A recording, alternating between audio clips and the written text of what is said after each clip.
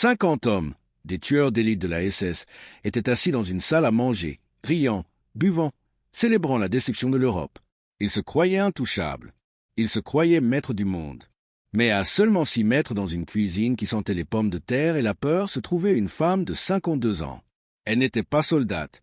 Elle n'était pas espionne. Elle était religieuse. Et dans la poche de son habit gris, elle détenait le pouvoir d'anéantir une unité entière de commandement allemande en moins d'1 heure. Ce n'est pas un film.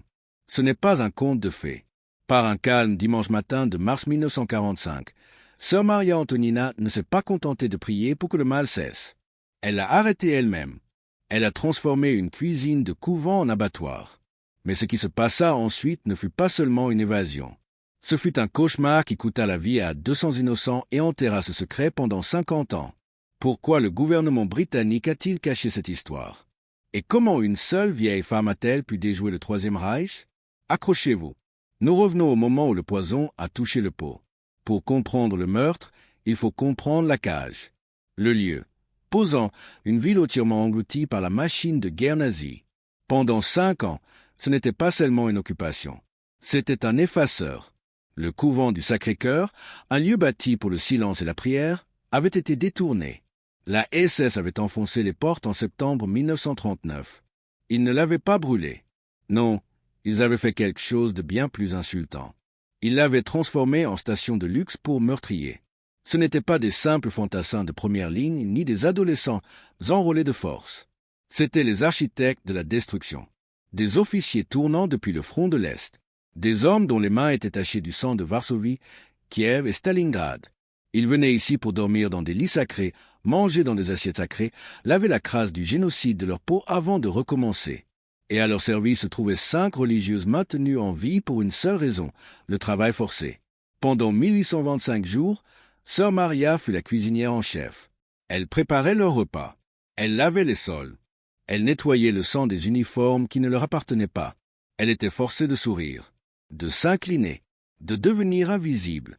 Pensez à la torture psychologique d'une telle existence. Chaque nuit, les entendre rire en évoquant les villages brûlés. Chaque matin, verser le café pour des hommes ayant signé des ordres de mort pour des enfants. La plupart des gens auraient craqué sous cette pression. La plupart auraient abandonné. Mais sœur Maria calculait. Elle avait compris quelque chose que les Alliés ne savaient pas. Les SS étaient arrogants. Ils ne regardaient pas la religieuse comme une menace. Ils la voyaient comme un meuble. Et ce fut leur erreur fatale. En mars 1945, la fin approchait. L'armée rouge déferlait à l'Est une vague de vengeance. Les Américains frappaient l'Ouest. L'Allemagne s'effondrait. Mais à l'intérieur du couvent, la fête continuait. Les officiers étaient délirants. Ils organisaient des déjeuners dominicaux élaborés, avec vin et musique, célébrant des victoires qui n'existaient plus. Sœur Maria savait que cela ne pouvait pas durer. Ces hommes prévoyaient de fuir, changer de nom, abandonner leurs uniformes, disparaître dans le chaos d'une Allemagne vaincue. Ils vivraient comme commerçants ou professeurs, échappant à la justice à jamais. Elle savait que si elle n'agissait pas maintenant, personne ne le ferait. Elle avait besoin d'une arme. Elle n'avait pas de fusil, pas de couteau, mais elle avait le sous-sol. Chaque vieux bâtiment en Europe avait un problème de rats et chaque couvent avait sa solution, le trioxyde d'arsenic. Une mort atroce. Inodore, sans goût. Ce n'est pas instantané comme une balle. Cela joue un jeu cruel avec le corps. D'abord des crampes, puis une soie brûlante, enfin une défaillance totale des organes. Sœur Maria trouva la réserve dans la cave, utilisée pour contrôler les rongeurs qui pullulaient dans les murs de pierre. Une fine poudre blanche, inoffensive à l'œil nu, mais mortelle dans le sang. Elle ne la mesura pas avec une balance de chimiste. Elle la mesura avec la rage. Mais il y avait un détail crucial. Le timing devait être parfait. Si elle empoisonnait le petit déjeuner, les officiers se disperseraient à des moments différents. Si elle empoisonnait le dîner, les sentinelles de nuit pourraient la surprendre en train de s'échapper. Le repas devait être le déjeuner dominical, le grand repas. Tous les 50 officiers devaient y assister. Obligatoire. À public captif. Dimanche 11 mars 1945. Le temps se réchauffait, la neige fondait, formant des rivières de boue dans la cour. Dans la cuisine, l'air sentait les carottes, les pommes de terre et le céleri. Sœur Maria se tenait au-dessus d'un immense chaudron de fer. Soupe de légumes, dorée, riche, le plat préféré des officiers. Elle avait la fiole cachée dans son habit. Le point de non-retour était atteint. Il faut comprendre le risque. Si un officier entrait dans la cuisine à ce moment précis, si quelqu'un goûtait la soupe avant l'heure, ce Maria ne serait pas simplement abattu. La SS la torturerait. Ils exécuteraient les 4 autres religieuses. Ils brûleraient la ville. Ses mains tremblaient alors qu'elle tenait le verre. Mais elle se souvint de Janvier. 2 mois plus tôt, elle avait regardé depuis la fenêtre de la cuisine un groupe de prisonniers juifs passer devant le portail du couvent. Une jeune femme, squelettique et gelée, s'effondra dans la neige. Un capitaine SS, l'un des hommes assis dans la salle à manger en ce moment, s'approcha. Il ne l'aida pas. Il sortit son pistolet et lui tira dans la tête. Sans hésitation, sans émotion. Puis il entra, s'assit à table et demanda à Maria plus de pain. C'est à ce moment que la religieuse mourut et que la justicière naquit. Dans la cuisine, nous sommes le 11 mars. Sœur Maria sort la fiole. Elle débouche. Elle verse tout le contenu dans le bouillon bouillant. 3 grammes par homme, une dose létale. Elle remue. La poudre se dissout instantanément, disparaît dans le bouillon doré sans laisser de traces. La soupe a la même apparence, le même parfum, mais c'est maintenant une mort liquide. À 11h30, les bottes retentissent sur le plancher. 50 hommes prennent place, uniformes impeccables, médailles brillantes. Ils plaisantent sur la guerre, parlent de leur pension. Sœur Maria pousse le chariot. Elle est la serveuse de sa propre escouade d'exécution. Elle verse la soupe dans les bols en porcelaine. La vapeur monte vers les visages des tueurs. Imaginez le sang-froid nécessaire pour faire cela. Elle doit les servir, les regarder dans les yeux et ne pas fléchir. Un officier se plaint, lui disant de se dépêcher. Elle s'incline, pose le bol devant lui. Il prend sa cuillère, souffle dessus, goûte. Délicieux, dit-il. Les autres officiers se servent. Sœur Maria se retire dans l'ombre de la cuisine. Elle observe à travers l'entrebâillement de la porte. Ils mangent tout. Certains en redemandent. Un jeune lieutenant de 25 ans mange 3 bols. Il vient d'ingérer suffisamment d'arsenic pour tuer un cheval. Maintenant commence l'attente. L'arsenic prend du temps. 30 minutes, peut-être 1 heure. Les minutes s'étirent comme des heures. 12 heures, toujours rien. 12h15, encore des rires. 12h30, sœur Maria commence à paniquer. La chaleur a-t-elle détruit le poison? A-t-elle mal calculé? Tout cela n'était-il que pour rien?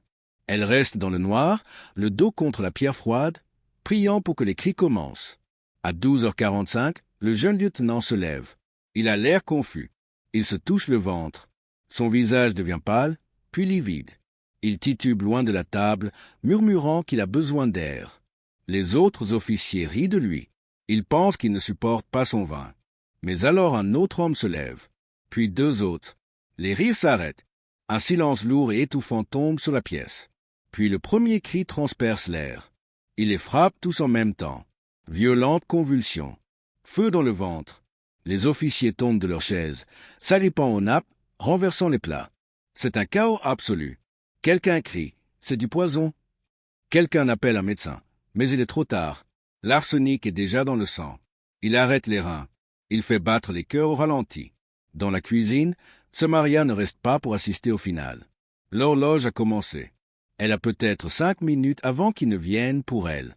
Elle enlève son habit. En dessous, elle porte une robe civile grise. Elle saisit un petit sac contenant une fausse carte d'identité et une carte. Elle se dirige vers la cave. Le couvent est en état de siège. Les gardes crient dehors. Les portes sont scellées. Mais les religieuses connaissaient des secrets que la SS ignorait. Des siècles plus tôt, des moines avaient construit des tunnels d'évacuation sous les fondations. Étroits, humides, oubliés. Sœur Maria pousse une pile de vieilles caisses dans le sous-sol. Là, un trou dans le mur, à peine assez large pour un humain. Ça sent la pourriture et les égouts. Elle rampe dedans. Au-dessus de sa tête, elle entend les bottes de l'escouade d'exécution envahir la cuisine. Il trouve le chaudron. Il trouve la louche. Mais la cuisinière a disparu. Elle rampe sur 300 mètres. Ses genoux saignent contre la pierre rugueuse. L'air est rare et infect, mais elle continue. Elle émerge dans un fossé de drainage à l'extérieur du mur de périmètre, caché par des buissons envahis par la végétation. Elle est dehors, mais pas encore en sécurité. Posant regard de patrouille. Elle doit atteindre une maison sur à 3 kilomètres au nord, une ferme abandonnée. Elle a 52 ans. Elle est mal nourrie. Elle est épuisée. Et maintenant, elle est la femme la plus recherchée de Pologne. Au couvent, les médecins arrivent. C'est une scène d'enfer. Des corps partout. 47 hommes sont morts ou mourants. Seuls 3 ont survécu parce qu'ils sont arrivés en retard. Le commandant SS est furieux. Il ordonne une chasse à l'homme. Ses ordres sont simples, trouver la religieuse et tuer tous ceux qui la connaissent. Sœur Maria avance à travers les bois gelés. Elle se cache dans les fossés tandis que des camions grondent sur l'autoroute voisine. Elle se fige lorsque des chiens aboient au loin. Chaque craquement de brindilles sonne comme un coup de feu. Elle atteint la ferme au coucher du soleil. C'est une ruine, brûlée, le toit effondré. Elle se faufile à l'intérieur. C'est le rendez-vous. La résistance a promis de la retrouver ici. Elle attend dans l'obscurité. Les minutes passent. Les heures. L'ont-ils oublié? Ont-ils été capturés? Puis elle entend des pas sur le verre brisé. Plusieurs hommes. Elle saisit un morceau de bois. Inutile, mais instinctif.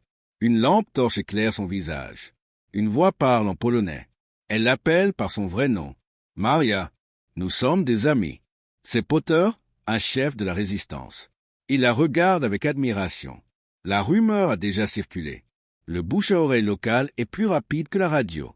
Il lui annonce la nouvelle. Ils sont morts. Elle les a tous tués. Sœur Maria ne sourit pas. Elle s'effondre. Mais Potter a de mauvaises nouvelles. Ils doivent se déplacer immédiatement. La SS brûle le village. C'est le prix de la guerre. Sœur Maria a sauvé l'avenir, mais le présent exige un prix de sang. La SS ne la cherche pas seulement. Ils ont rassemblé 200 civils sur la place du village. Hommes, garçons, vieux grands-pères, et ils ont ouvert le feu. Représailles, punition collective. Alors que sœur Maria fuit dans la nuit avec la résistance, elle voit la fumée s'élever du village. Elle sait que cette fumée est de sa faute. C'est le poids moral qu'elle portera toute sa vie. Était-ce justifié? 47 monstres pour 200 innocents. Une question qui la hantera à chaque pas jusqu'aux lignes américaines. Le voyage vers l'ouest devient un flou de champs gelés, de villages abandonnés et de frôlements de la mort. Sœur Maria et ses 3 protecteurs avancent comme des fantômes à travers un paysage dévasté par 6 ans de guerre. Ils voyagent uniquement entre minuit et l'aube, lorsque l'obscurité offre une couverture mais cache aussi 1000 dangers. Ils dorment dans des caves à racines, dans les greniers de fermiers sympathiques, dans des forêts si denses que le soleil peine à percer. Ils mangent ce qu'ils peuvent trouver, pain rassis, pommes de terre gelées des jardins abandonnés. Une fois, une soupe maigre faite de neige fondue et d'oignons sauvages. Le corps de sœur Maria, déjà affaibli par des années de privation au couvent, commence à faiblir. Ses pieds sont couverts de cloques et saignent. Ses poumons s'emballent à chaque respiration. Mais elle ne se plaint jamais. Elle ne demande jamais d'arrêter, car elle sait qu'arrêter signifie mourir.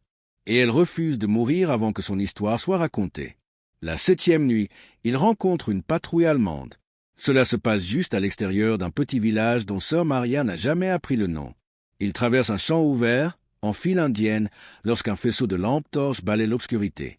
Quelqu'un crie en allemand « Halt !» Les résistants réagissent instantanément. Potter saisit sœur Maria et la plaque au sol. Le jeune garçon, Jacob, sort un pistolet de son manteau. La femme, Christina, fait signe à tous de rester silencieux. La patrouille allemande est composée de 4 soldats, tous jeunes, tous épuisés. Ils sont de l'armée régulière, probablement des conscrits, et non de la SS, ils veulent juste survivre à la guerre et rentrer chez eux. Ils approchent prudemment, fusil levé mais non pointé. Potter se lève lentement, main visible, et commence à parler en allemand approximatif. Il dit qu'il est un fermier rentrant chez lui avec sa famille, qu'il rend des visites à des parents dans le village voisin, qu'ils ont des papiers. Les soldats allemands ne le croient pas. Sœur Maria peut le voir dans leurs yeux. Ils ont trop entendu de mensonges, vu trop de ruses. Un sergent avec une cicatrice sur le menton exige de voir les papiers. Potter les sort lentement, avec précaution, et montre un jeu de documents falsifiés. Le sergent les examine sous le faisceau de la lampe torche. Il regarde Potter, Christina, Jacob et enfin sœur Maria. Ses yeux s'attardent sur son visage. Elle détourne le regard, terrifiée qu'il voit à travers le déguisement et la reconnaisse comme la religieuse du couvent. Le sergent lui pose une question en allemand. Elle ne comprend pas. Christina intervient rapidement, expliquant en allemand que sœur Maria est sourde et muette depuis l'enfance. Le sergent la fixe longuement. Puis il rend les papiers et leur dit de partir vite avant l'arrivée de son supérieur. Sœur Maria ne comprend ce qui vient de se passer qu'après avoir parcouru 1 kilomètre. Potter lui explique que le sergent a compris leur histoire, mais a choisi de les laisser passer quand même. Cela arrivait parfois, surtout à cette période tardive de la guerre, avec des soldats fatigués de tuer. Des soldats qui ne croyaient plus en la cause. Des soldats qui voulaient simplement que ce cauchemar prenne fin. Le sergent aurait pu les arrêter. Il aurait pu appeler des renforts, mais à la place, il leur avait donné une chance. Sir Maria se demanda s'il savait qui elle était, si la rumeur de l'empoisonnement avait dépassé la SS, s'il avait regardé et avait vu non pas une fugitive, mais un symbole de quelque chose de plus grand, un acte de défi que même certains Allemands pouvaient respecter. Elle ne le saurait jamais. Mais pour la première fois depuis qu'elle avait versé le poison dans la soupe, elle ressentit autre chose que de la culpabilité. Elle sentit une lueur d'espoir. À la 14e nuit, ils atteignirent les lignes de front. Le bruit de l'artillerie grondait au loin, comme un tonnerre qui ne s'arrêtait jamais. Le ciel brillait d'un orange sinistre à l'horizon, illuminé par des villages en flammes et des dépôts de munitions qui explosaient. Les résistants conduisirent Sir Maria jusqu'au bord d'une forêt dense où les arbres avaient été lacérés par les éclats d'obus et où le sol était criblé de cratères. Potter pointa vers une crête lointaine. Au-delà de cette crête, dit-il, se trouvaient les forces britanniques. Elles avaient progressé rapidement la semaine précédente et tenaient désormais une ligne défensive le long d'une rivière. Si Sir Maria pouvait traverser la crête et atteindre la rivière, elle serait en sécurité. Mais elle devrait y aller seule. Les résistants ne pouvaient pas risquer de franchir le territoire allié. Ils avaient du travail à faire, des gens à sauver, un pays à reconstruire. Potter tendit à Sir Maria un morceau de tissu blanc et lui dit de l'agiter. En approchant des lignes britanniques, il lui dit de crier qu'elle était réfugiée, qu'elle était polonaise, qu'elle avait besoin d'aide. Puis il la prit dans ses bras. Ce fut bref, maladroit, mais rempli d'un respect que les mots ne pouvaient exprimer. Christina et Jacob firent leurs adieux également, puis disparurent dans la forêt, laissant Sir Maria seule au bord de la liberté. Sir Maria resta longtemps au bord de la forêt, fixant la crête qui la séparait de la sécurité. Le tissu blanc pendait mollement dans sa main. Ses jambes tremblaient d'épuisement. Chaque partie de son corps criait pour un repos, mais elle savait que si elle s'arrêtait maintenant, si elle se laissait tomber, elle ne se relèverait peut-être jamais. Alors elle commença à marcher, un pas devant l'autre. Le terrain était brutal. Le sol avait été labouré par les chenilles de tanks et les obus, transformant ce qui avait été des terres agricoles en un wasteland boueux. Des cratères remplis d'eau stagnante parsemaient le paysage. Des restes de véhicules détruits et tordus dépassaient de la terre comme des os brisés. L'air sentait la fumée et les produits chimiques. Et partout, il y avait le silence. Un silence terrible et oppressant qui semblait avaler tout bruit. Pas d'oiseaux, pas de vent, seulement le grondement lointain des canons et le bruit humide de ses pas dans la boue. À mi-chemin de la crête, Sir Maria trébucha et tomba. Ses mains plongèrent dans la boue froide. Elle essaya de se relever, mais ses jambes ne coopéraient pas. Sa vision se brouilla. Elle comprit, avec une clarté détachée, qu'elle mourrait. Son corps avait atteint ses limites. 2 semaines de marche dans les nuits glacées, 2 semaines à manger à peine, 2 semaines de peur, d'adrénaline et de culpabilité avaient épuisé toutes ses réserves. Elle resta là, dans la boue, regardant le ciel gris, et pensa à la soupe. Elle pensa aux officiers s'effondrant dans la salle à manger. Elle pensa aux 200 civils exécutés en représailles. Elle pensa au jeune sergent allemand qui l'avait laissé partir. Et elle pensa à la jeune femme qui avait été abattue dans la neige. Tout cela tourbillonnait dans son esprit. Une tapisserie chaotique de violence et de miséricorde, de péché et de salut. Elle ne savait pas si ce qu'elle avait fait était juste. Elle ne le saurait jamais, mais elle savait que c'était nécessaire, et cela devait suffire. Puis elle entendit des voix anglaises. Elle força ses yeux à s'ouvrir et vit des silhouettes approcher. Des soldats en uniforme kaki, des troupes britanniques. Ils criaient vers elle, mais elle ne pouvait pas comprendre les mots. L'un d'eux s'agenouilla à côté d'elle, vérifiant ses blessures. Un autre parlait dans un radio. Sir Maria essaya de lever le tissu blanc, d'agiter la main, mais son bras ne bougeait pas. Elle murmura les seuls mots qui lui restaient. « Je suis polonaise. Je me suis échappée. » Sir Maria passa 3 semaines dans un hôpital de campagne britannique, oscillant entre la vie et la mort. Les médecins parlèrent d'un miracle médical. Son corps s'était effondré. Malnutrition, pneumonie, exposition sévère. Selon toute logique médicale, elle aurait dû mourir dans la boue sur cette crête. Mais il y a un feu dans cette femme que la biologie ne peut expliquer. Elle refusa d'abandonner. Elle passa des jours en fièvre délirante, murmurant des noms dans son sommeil. Les médecins pensaient qu'elle priait pour les morts. Ils ne réalisèrent pas qu'elle énumérait ses victimes. Quand elle ouvrit enfin les yeux, la guerre avait changé. L'artillerie était lointaine. Les voix étaient anglaises. Elle était en sécurité. Mais la sécurité apporta un nouveau type de danger. En 1945, les lignes alliées étaient inondées de millions de réfugiés, de personnes déplacées, d'espions, de criminels de guerre essayant de se fondre dans la masse. L'armée britannique ne faisait confiance à personne. Chaque personne franchissant la ligne devait être vérifiée, interrogée et classifiée. Sœur Maria n'était qu'un autre visage dans la foule, une autre femme grise et brisée dans une mer de misère. Du moins, c'est ce qu'il pensait. 2 jours après son réveil, un jeune officier du renseignement, nommé capitaine Harris, s'assit à son chevet. Il était fatigué. Il avait interrogé des centaines de réfugiés cette semaine-là. Il s'attendait à une histoire standard, une maison détruite, une famille disparue, une demande de tickets alimentaires. Il ouvrit son carnet, lécha son crayon et demanda son nom. Sœur Maria le regarda avec des yeux qui avaient vu l'intérieur de l'enfer. Elle ne lui raconta pas d'histoire pathétique. Elle ne demanda pas de sympathie. Elle se pencha et murmura 5 mots qui allaient changer la classification de son dossier. De réfugié à tout de haute priorité. J'ai empoisonné le commandement SS. Le capitaine Harris s'arrêta d'écrire. Il regarda la religieuse. Il regarda ses mains frêles, ses cheveux gris, sa voix tremblante. Il éclata de rire. Pas par cruauté, mais par incrédulité. Cela semblait insensé. Cela semblait être les hallucinations d'un esprit traumatisé. Une religieuse tuant l'élite du Troisième Reich. C'était impossible. Il ferma son carnet. Il lui dit de se reposer. Il s'éloigna, rejetant sa confession comme un délire fiévreux. Mais sœur Maria était persistante. Le lendemain, lorsqu'il revint, elle lui donna des détails, des précisions qu'une femme hallucinée ne pouvait inventer. Elle lui donna la date, 11 mars. Elle lui donna le lieu, le couvent du Sacré-Cœur à Posan. Elle lui donna l'arme, le trioxyde d'arsenic. Et surtout, elle lui donna le résultat, 47 officiers morts.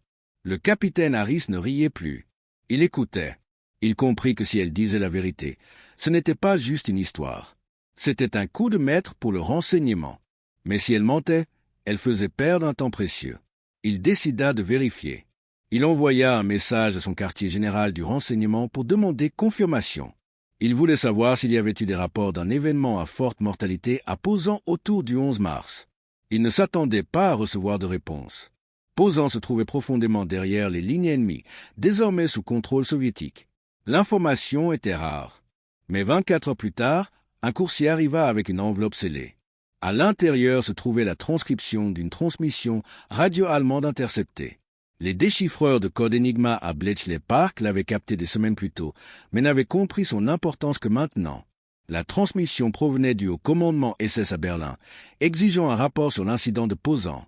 Le rapport allemand était chaotique. Il mentionnait un empoisonnement catastrophique. Il parlait de sabotage. Il indiquait que la structure du commandement local avait été anéantie. Les dates correspondaient. Le lieu correspondait. Le nombre de morts correspondait. Le capitaine Harris fixa le papier, les mains tremblantes. Il regarda à travers le service de l'hôpital la petite vieille dame mangeant son porridge. Elle n'était pas folle. Elle était la personne la plus dangereuse de la pièce. Le ton des Britanniques changea instantanément. Sœur Maria fut déplacée du service général vers une chambre privée. Des gardes armés furent placés à la porte, non pas pour la retenir, mais pour la protéger. Des officiers supérieurs arrivèrent, majors, colonels, hommes du MI6. Ils voulaient tout savoir. Ils installèrent un enregistreur pendant 3 jours. Ils la débriefèrent. Ils traitèrent l'affaire comme une enquête criminelle. Ils devaient savoir comment elle avait fait, comment elle avait obtenu le poison, comment elle avait contourné les gardes, comment elle avait échappé. Ils étaient fascinés par la mécanique du meurtre. Ils la regardaient avec un mélange d'horreur et de respect. Voici des hommes formés à la guerre, commandant des tanks et des bombardiers, écoutant une religieuse expliquer comment elle avait anéanti un bataillon avec de la soupe. Mais à mesure que le débriefing avançait, une réalité plus sombre s'imposait. Les officiers britanniques n'étaient pas seulement intéressés par ce qu'elle avait fait. Ils s'inquiétaient des retombées politiques. Il faut se rappeler le contexte. Nous sommes en avril 1945. La guerre en Europe touche à sa fin, mais la guerre froide commence. Les Soviétiques prennent la Pologne. La relation entre l'Ouest et la Russie s'effondre. Les Britanniques comprirent que l'histoire de Sœur Maria était une grenade politique. Si elle était rendue publique, si elle devenait un héros, les Soviétiques pourraient exiger son extradition. Les Russes considéraient la Pologne comme leur territoire. Ils voudraient l'interroger. Ils voudraient savoir qui l'avait aidée. Ils voudraient exposer le réseau de résistance qu'elle avait utilisé. Le même réseau que les Britanniques tentaient de recruter pour le conflit à venir avec Moscou. Et puis il y avait la représaille. Les Britanniques confirmèrent le massacre des 200 civils opposants. Les rapports de renseignement montraient que la SS avait utilisé l'empoisonnement comme prétexte pour purger la ville des partisans. Les officiers dans la pièce consultèrent les dossiers. Ils regardèrent les photos des fosses communes opposants. Ils débattirent de la moralité de tout cela à voix basse pendant que sœur Maria dormait. Était-elle une héroïne ou le déclencheur d'un massacre? Si on la célébrait, les nazis tueraient-ils plus de prisonniers dans les dernières semaines de la guerre?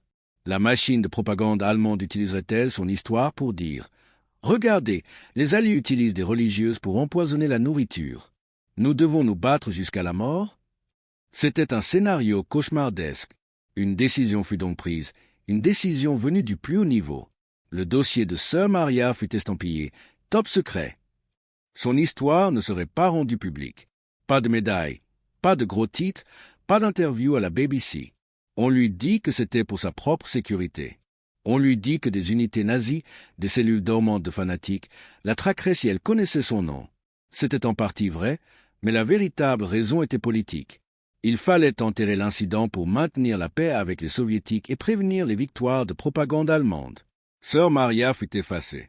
La femme qui avait porté l'un des coups les plus durs contre la SS devait redevenir une inconnue. Sœur Maria accepta cela. En fait, elle le souhaitait. Elle ne voulait pas de gloire.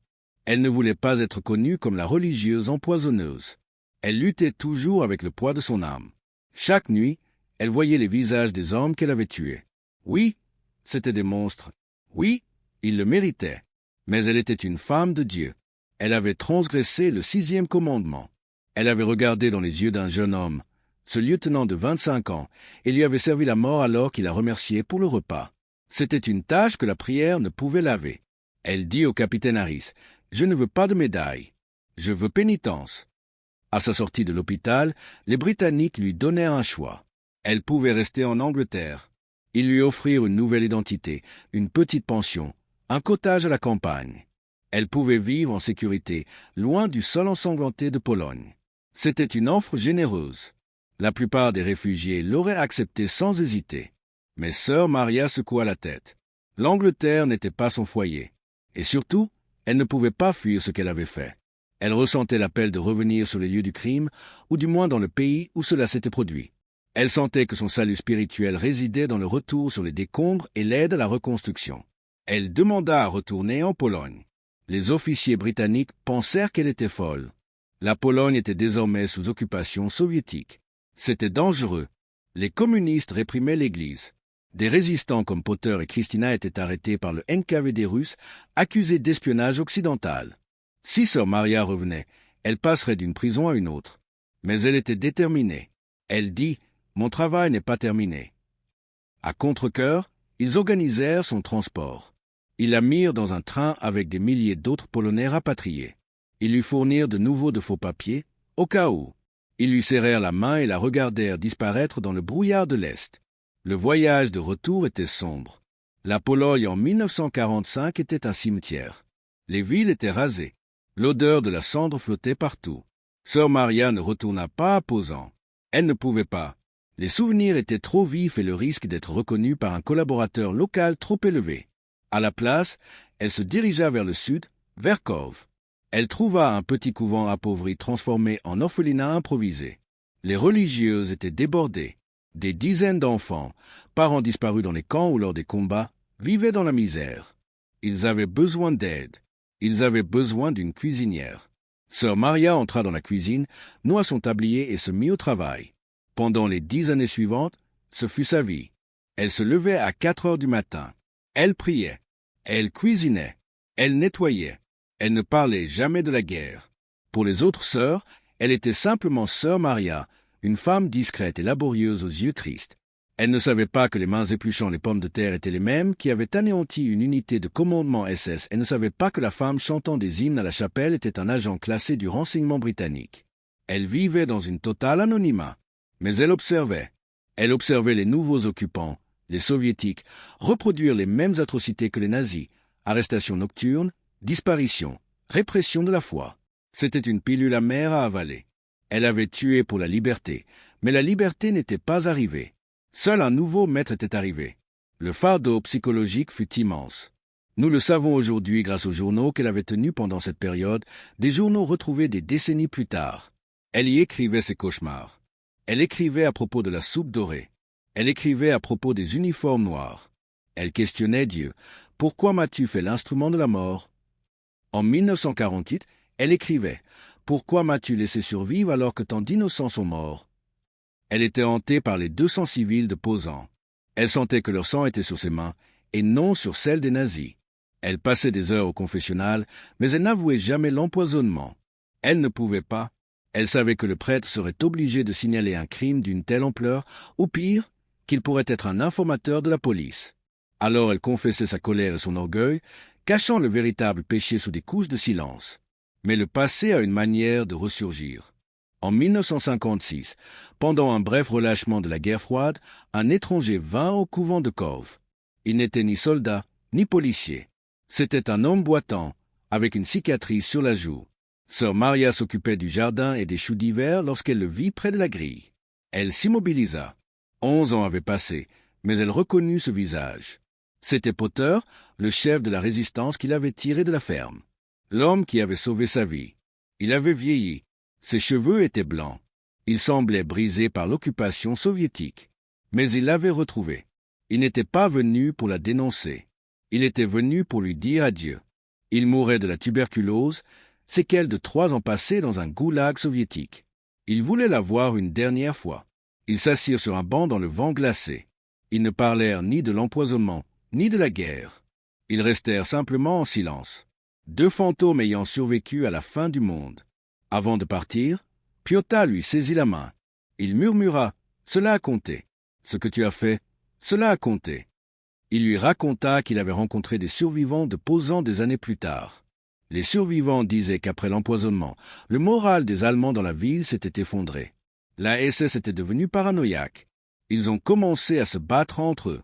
Ils ont cessé de chasser les partisans parce qu'ils étaient trop occupés à tester leur propre nourriture. Ce chaos permit à des centaines de personnes de s'échapper avant l'assaut final russe. « Tu n'as pas seulement tué 47 hommes, » dit Potter. « Tu as brisé leur esprit. » Cette conversation changea tout pour sœur Maria. Pendant 11 ans, elle avait considéré son action comme un péché. Désormais, elle commença à la voir comme un sacrifice. Elle n'avait pas lavé le sang de ses mains, mais elle comprenait enfin pourquoi il y était. Elle retourna dans sa cuisine, le pas plus léger. Elle continua à servir. Elle continua à prier. Les années passèrent. Le monde changea. L'homme marcha sur la lune. Les Beatles passaient à la radio. Le rideau de fer rouillait. Mais à l'intérieur des murs du couvent, le temps semblait figé. Sœur Maria vieillit. Son dos se courba. Ses mains devinrent arthritiques. Mais elle ne prit jamais sa retraite. Elle cuisinait jusqu'à ce qu'elle ne puisse plus soulever les casseroles. Dans les années 1970, elle fut alitée. Les jeunes religieux s'asseyaient à son chevet pour lui lire des histoires. Elle l'aimait, mais elle ne la connaissait pas. Elle pensait qu'elle était juste une gentille vieille dame qui préparait la meilleure soupe de légumes du district. Elles ignoraient qu'elles étaient assises à côté de l'un des assassins les plus efficaces de la Seconde Guerre mondiale. En 1977, alors qu'elle s'éteignait, la mère supérieure vint lui administrer les derniers sacrements. Sœur Maria flottait entre conscience et inconscience. Dans ces derniers instants, elle saisit le bras de la mère supérieure. Sa prise était étonnamment forte. Elle tenta de parler. Elle tenta de confesser. Elle murmura « la soupe, le poison, dites-leur ». Mais les mots étaient confus. La mère supérieure sourit doucement, lui caressant la main. « Repose-toi maintenant, sœur. La soupe est terminée. » Elle pensa que Maria délirait à propos des tâches de cuisine. Sœur Maria Antonina mourut un mardi après-midi. Elle fut enterrée au cimetière du couvent sous une simple croix en bois. Pas de date, pas d'honneur militaire. Juste son nom et la date de sa mort. Le secret aurait dû mourir avec elle. Le dossier britannique était toujours verrouillé dans un coffre à Londres, marqué « fermé jusqu'en 2020 ». Les archives soviétiques de Posan avaient été brûlées dans les années 1990. Aucune raison pour le monde de savoir. Mais l'histoire est tenace. Elle refuse de rester enterrée. 14 ans plus tard, en 1991, l'Union soviétique s'effondra. Le rideau de fer tomba. Et à Londres, un employé du ministère de la Défense triait d'anciens dossiers de guerre déclassifiés et destinés à la publication. Il prit un dossier poussiéreux estampillé « Top secret, opération Posan ». Il l'ouvrit. Il commença à lire et sa mâchoire se décrocha. Il comprit qu'il tenait un scénario de film hollywoodien, qui était en réalité la vie réelle. Il contacta un historien. L'historien contacta un journaliste, et soudain le fantôme de Sœur Maria commença à ressurgir de sa tombe. L'enquête qui suivit allait choquer le monde. En 1991, le monde était distrait. L'Union soviétique venait de s'effondrer. La carte de l'Europe était en train d'être redessinée. Mais dans une salle d'archives calme à Londres, un historien nommé Dr Thomas Lewandowski s'apprêtait à redéfinir notre compréhension du courage. Il avait obtenu l'accès aux fichiers récemment déclassifiés du ministère britannique de la Défense, section des documents liés au sabotage et à la guerre irrégulière durant la Seconde Guerre mondiale. Il cherchait des données sur les destructions de ponts. Au lieu de cela, il trouva un dossier intitulé « L'incident de Posan, mars 1945 ». Le docteur Lewandowski ouvrit le dossier, s'attendant à un rapport militaire sec.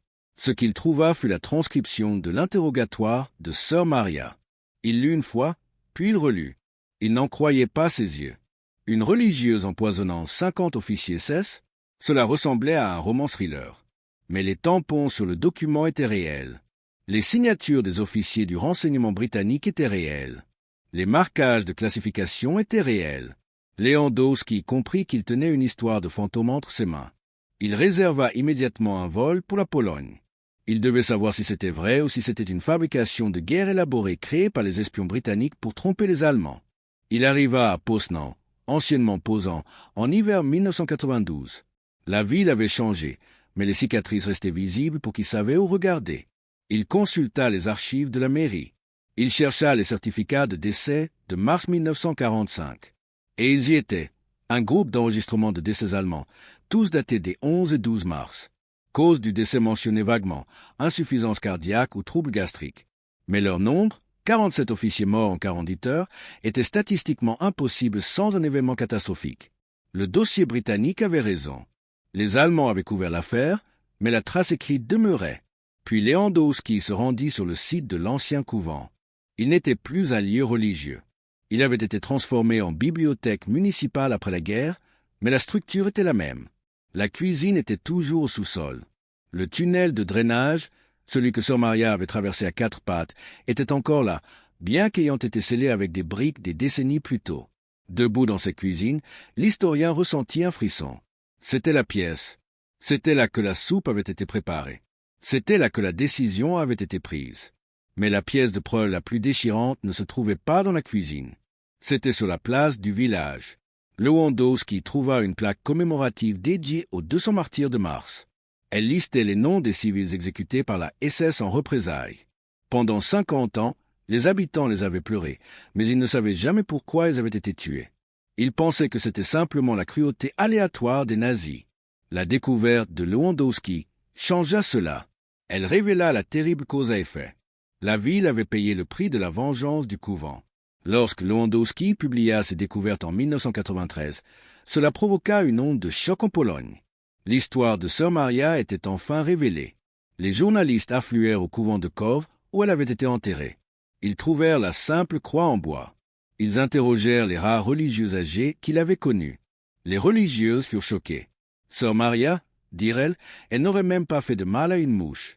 Elle a passé toute sa vie à prier.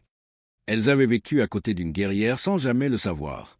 Cette révélation déclencha un débat féroce. Était-elle une héroïne ou était-elle responsable du massacre des 200 civils? Le Vatican resta silencieux, arguèrent les historiens. Mais le peuple polonais, et finalement le monde entier, parvinrent à une conclusion différente. Ils virent une femme poussée à l'extrême. Une femme qui comprit que prier pour la justice ne suffisait pas. Parfois, il faut forcer la main de Dieu. L'histoire de Sœur Maria nous oblige à nous poser des questions inconfortables. Nous aimons nos héros de guerre quand ce sont des soldats en uniforme chargeant des nids de mitrailleuses. Nous comprenons ce genre de bravoure. Mais qu'en est-il du courage dans la cuisine?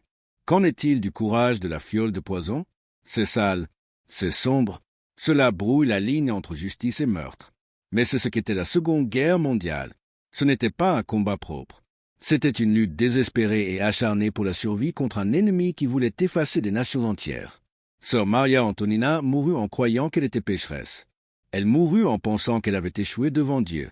Mais regardez l'héritage qu'elle laissa derrière elle. Elle prouva que la SS n'était pas invincible. Elle prouva que même dans le trou le plus sombre de l'occupation, la résistance était possible. Et surtout, elle prouva qu'on n'a pas besoin d'un char pour faire la guerre. Parfois, tout ce qu'il faut, c'est une casserole de soupe et la volonté de s'en servir. Son dossier n'est plus secret. Son nom n'est plus effacé. Le gouvernement britannique a finalement reconnu sa contribution, notant que la perturbation causée par l'empoisonnement avait probablement sauvé des milliers d'autres vies en déstabilisant le commandement allemand dans la région pendant les semaines critiques de la guerre. Elle ne reçut pas de médaille. Elle n'eut pas de défilé. Mais elle obtint quelque chose de mieux, la vérité. Aujourd'hui, si vous visitez ce vieux couvent à Poznan, il n'y a pas de statue d'elle. Il n'y a pas de monument grandiose. Mais parfois, par les matins froids de mars, les habitants disent qu'on peut encore sentir le faible arôme de la soupe de légumes s'échapper des anciens conduits du sous-sol. Un rappel que, dans ce bâtiment, le diable s'était assis pour dîner et qu'une religieuse s'était assurée qu'il ne se relève jamais. Cette histoire fut enterrée pendant 50 ans. Une page manquante de l'histoire, arrachée par des politiciens et des espions qui décidèrent que nous ne pouvions pas affronter la vérité. Ils voulaient que nous oublions Sœur Maria. Ils voulaient que nous oublions la complexité de son choix. Mais nous avons retrouvé cette page, et nous la lisons à haute voix. Cela nous mène à la fin de son voyage. Mais ce n'est que le début d'une autre. L'histoire est pleine de ses ombres. Elle est pleine d'hommes et de femmes ayant accompli l'impossible avant de disparaître dans le brouillard. Ils attendent que nous les découvrions. Alors voici ma question pour vous. Si vous étiez à la place de Sœur Maria, si vous aviez le poison et que les officiers SS étaient assis à votre table, l'auriez-vous fait? Auriez-vous versé la fiole en sachant que les Allemands pourraient riposter contre la ville, ou auriez-vous retenu votre main? Ce n'est pas une question facile. Je veux voir vos réponses dans les commentaires ci-dessous. Débattons de la moralité de la soupe dorée. Si cette histoire vous a bouleversé, si elle vous a fait voir la guerre sous un autre angle, alors vous êtes au bon endroit. Cette chaîne est dédiée à déterrer les histoires qu'on ne vous a pas enseignées à l'école. Nous fouillons dans les fichiers classifiés, les journaux oubliés et les témoins réduits au silence. Nous reconstituons les livres d'histoire, page par page. Voici les pages manquantes de la Seconde Guerre mondiale. Ne laissez pas ces histoires mourir à nouveau. Cliquez sur le bouton s'abonner maintenant. Activez la cloche pour être le premier informé lorsque nous révélerons le prochain secret. Nous avons une vidéo qui sort la semaine prochaine sur un pilote allemand qui a risqué l'exécution pour larguer des bonbons aux enfants américains. Vous ne voulez pas manquer ça. Aimez cette vidéo pour honorer la mémoire des 200. Partagez-la pour répandre la vérité sur Sœur Maria. Et jusqu'à la prochaine fois, continuez à tourner les pages.